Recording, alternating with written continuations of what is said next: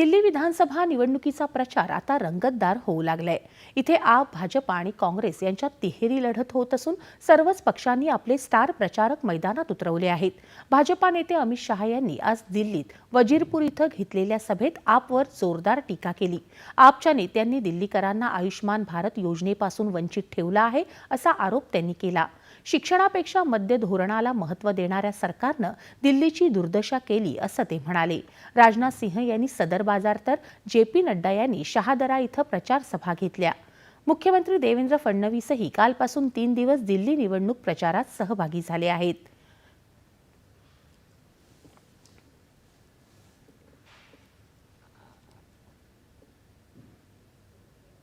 काँग्रेस नेते राहुल गांधी यांनीही वंचित समाज दशा और दिशा या कार्यक्रमात संबोधित केलं।